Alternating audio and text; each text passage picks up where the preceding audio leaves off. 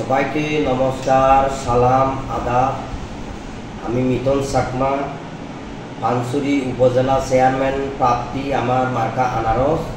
আমি সবার কাছে দোয়া এবং আশীর্বাদ চাই এই 21 তারিখ যেন সবাইয়ের ভোটটা প্রয়োগ করে আমাকে জয়যুক্ত করবেন। আমি এই আশা রেখে আমি সামনে জয়ী এবং নির্বাচনে জয়ী হওয়ার একটা আশাবাদ ব্যক্ত রাখি। আর যদি ভবিষ্যতে নির্বাচিত হইতে পারি, জয়ী হইতে পারি, আমার প্রথম চ্যালেঞ্জ হচ্ছে পানছড়ি উপজেলায় রাজনৈতিক পরিবেশ পরিস্থিতি একটা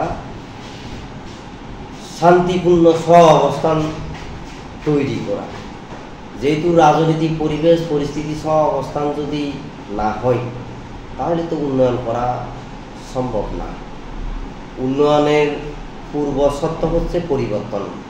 আমার টার্গেট থাকবে সবার আগে ওই পরিবর্তনটা নিয়ে আসা, পানছড়ি উপজেলা বাসীর উন্নয়নের জন্য, কিন্তু ওই যে পরিবেশ পরিস্থিতিটা একটা পর্যায়ে নিয়ে আসা।